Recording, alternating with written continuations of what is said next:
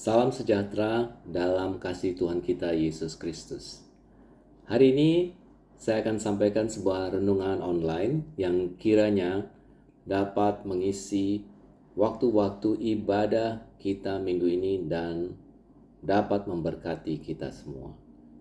Ayat pokok dalam renungan ini saya ambil dari Yohanes pasal 21 ayat 9 yang berkata demikian.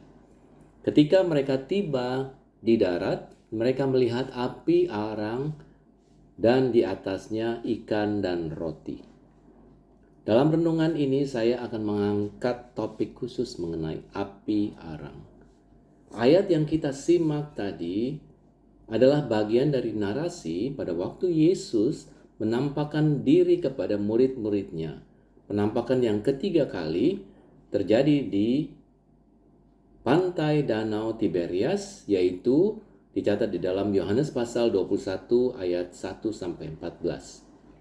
Yesus telah bangkit dari antara orang mati dan ia telah menampakkan dirinya kepada murid-muridnya. Petrus pada waktu itu sedang sibuk dengan urusannya, di mana ia sedang kembali atau setelah kembali kepada profesinya. Profesi sebelum dia dipanggil menjadi murid Yesus, yaitu menjadi penjala ikan. Waktu itu dia dipanggil untuk menjadi penjala manusia. Sebagai yang tertua di antara murid-murid lain, tindakannya kemudian mempengaruhi dan kemudian diikuti oleh murid-murid lain. Mereka berkata, "Kami juga pergi dengan engkau." Mereka berangkat sore atau malam itu, kemudian kembali keesokan harinya, pagi hari dengan hasil yang nihil, kosong, tidak ada ikan yang didapat. Lalu kemudian kita melihat sosok Yesus muncul di tepi Danau Tiberias. Yesus bertanya kepada murid-murid, apakah mereka mempunyai lauk pauk? Lalu dengan jujur mereka berkata tidak ada. Tidak ada hasil apapun yang mereka terima. Lalu Yesus memberikan perintah. Sebuah perintah yang kelihatannya tidak masuk akal. Yaitu menjala ikan di tepi danau, bukan di tengah, dan pada pagi hari. Namun sesuai dengan perintah Yesus, Petrus dan kawan-kawannya mendapat ikan yang sangat banyak. Jumlah yang dicatat ikan besar adalah 153 ekor. Yohanes segera mengenal sosok yang memberikan perintah itu. Itu adalah Tuhan Yesus. Yesus menunggu di darat. Tanpa menunggu ikan-ikan yang ditangkap oleh murid-murid, Yesus telah menyiapkan api arang. Dan di atasnya dikatakan ada ikan dan roti. Ia kemudian meminta murid-murid membawa beberapa ikan saja dari hasil tangkapan yang 153 ekor tadi. Setelah mereka selesai makan, Yesus dan murid-muridnya masih tinggal berada di sekitar api arang tadi. Disitulah Yesus bertanya 3 kali khusus kepada Petrus. Nah, ada 2 topik yang ingin saya angkat dari narasi dan ayat pokok kita hari ini. Pertama tentang ikan dan lauk pauk. Petrus kembali, bahkan mempengaruhi murid-murid lain untuk kembali kepada profesi lama mereka. Tetapi mereka adalah nelayan tanpa ikan. Yesus telah memanggil Petrus dan kawan-kawannya dan telah mengutus mereka. Yesus katakan, aku akan menjadikan kamu penjala manusia atau penjala jiwa. Mereka kembali menjadi penjala ikan, namun penjala ikan tanpa ikan. Penjala ikan tanpa hasil.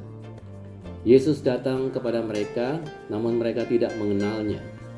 Yesus membuktikan bahwa ia sanggup mencukupkan segala keperluan yang dasar, yaitu mengenai lauk pauk, ikan dan roti kepada mereka. Pada waktu mereka berhasil mendapatkan 153 ekor ikan, mereka kembali ke darat.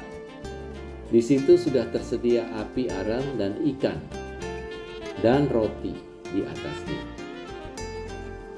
Bukankah telah Yesus buktikan pada waktu Yesus memberikan atau memerintahkan murid-muridnya untuk memberi makan 5.000 orang. Yesus hanya meminta bagian kecil, beberapa ekor saja dari 153 ekor ikan. Bawalah beberapa ikan yang baru kamu tangkap itu. Sebelum Yesus disalib, Dia telah mengajar kepada murid-muridnya, di luar aku, kamu tidak dapat berbuat apa-apa. Yohanes 15 ayat 5. Di luar aku, kamu tidak dapat berbuat apa-apa. Yesus menyediakan ikan dan roti. Yesus ingin murid-murid ingat kembali kepada komitmen awal mereka, kembali kepada panggilan mereka. Yang kedua, tentang api arang. Inilah ketiga kalinya Yesus menampakkan diri kepada murid-muridnya. Dan Yesus menunggu Petrus dan murid-murid lain di dekat api arang. Pertama, Yesus mengerti tentang keperluan basic, keperluan dasar murid-murid tentang lauk pauk, ikan, dan roti. Tetapi ada sesuatu keperluan yang lebih besar, yang lebih penting yang Yesus ingin jelaskan, khususnya kepada Petrus. Di dekat api arang, apa yang penting tentang api arang itu? Pada malam pada waktu Yesus ditangkap, kemudian Yesus diadili, Petrus berdiri di halaman istana imam besar. Dia berdiri, dikatakan di sekitar, di dekat api arang untuk berdiam. Tidak ada hal yang salah berdiri di sekitar api arang. Lagi pula, memang cuaca malam itu dingin di sekitar Petrus. Yohanes 18 ayat 18 mencatat, hamba-hamba dan penjaga-penjaga bait Allah memasang api sebab hawa dingin waktu itu. Mereka berdiam di situ. Demikian juga Petrus. Dia berdiam bersama-sama dengan orang-orang tadi. Tetapi hal yang tragis tentang api arang adalah disitulah tempatnya Yesus menyangkal, Petrus menyangkal Yesus sampai 3 kali. Dan setelah 3 kali Petrus menyangkal Yesus, Injil mencatat pada waktu ayam berkokok, Yesus berpaling melihat Petrus yang berdiri di dekat api arang.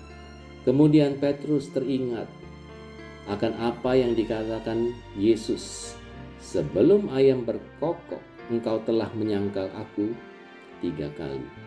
Pada saat itulah ada penyesalan yang membanjir di dalam hatinya. Petrus keluar meninggalkan api arang dan menangis dengan sedihnya. Sebelum disalibkan, Yesus telah mengatakan, jikalau kamu mengasihi aku, kamu akan menuruti segala perintahku. Yohanes 14 ayat 15. Petrus menangis, menyesal, menyadari ternyata kasih dan kesetiaannya kepada Tuhan Yesus tidak sebesar apa yang dia perkirakan, atau tidak sebesar apa yang Yesus inginkan dari dia atau dari murid-muridnya.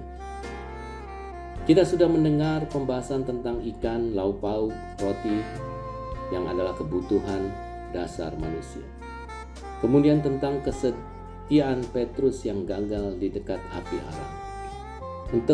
Untuk kedua hal tadi terbukti apa yang Yesus katakan. Di luar aku, kamu tidak dapat berbuat apa-apa. Yohanes 15 ayat 5. Di dekat api arang, Yesus mengingatkan kembali kepada murid-muridnya. Mengingatkan tentang komitmen panggilan mereka. Mereka pernah diutus. Mereka adalah murid-murid Yesus. Ya, mereka harus mengingatkan lagi kepada komitmen mereka kepada Tuhan. Mereka telah dipanggil menjadi penjala manusia.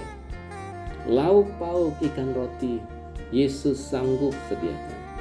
Bahkan waktu Yesus membuktikan, waktu mereka melakukan menjala ikan di luar Yesus, walaupun mereka menganggap diri mereka orang yang berpengalaman, tidak ada apapun yang mereka dapatkan.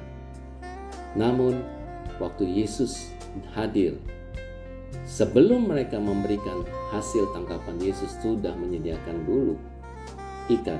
Yesus hanya meminta, ambil sebagian, ambil sedikit dari yang akan kamu tangkap. Di dekat api arang, Yesus secara pribadi mengingatkan tentang kasih-Nya kepada murid-murid-Nya.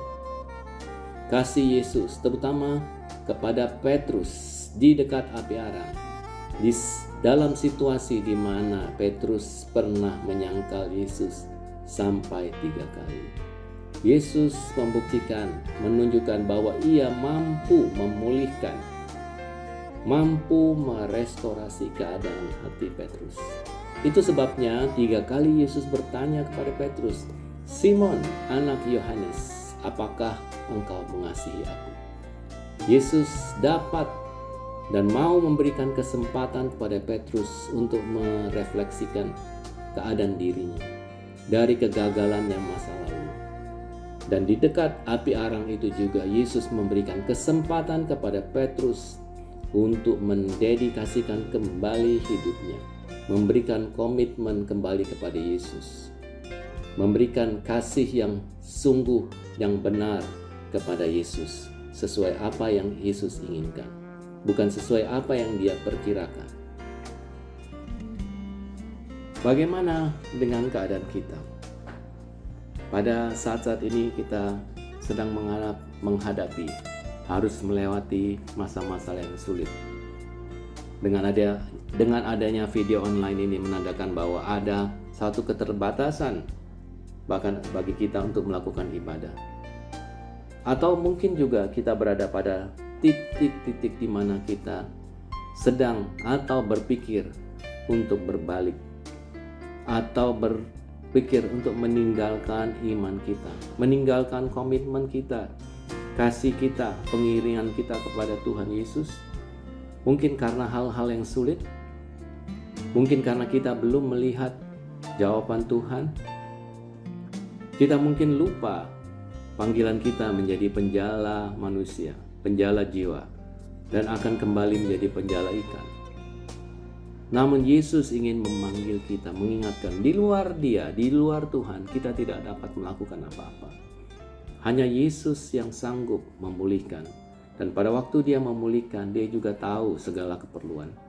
Dia sudah tahu, Dia sudah menyiapkan api arang, di atasnya ada ikan dan roti. Segala keperluan Dia sudah mengerti. Atau apakah ada lembar hitam dalam kehidupan kita?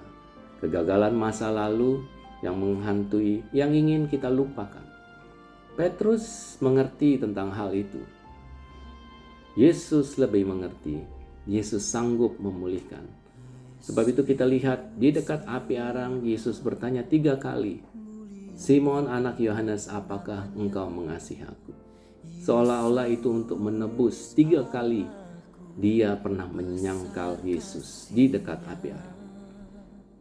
Yesus yang bertanya kepada kita juga, apakah kita mengasihi Yesus lebih dari berkat-berkat yang telah Dia berikan?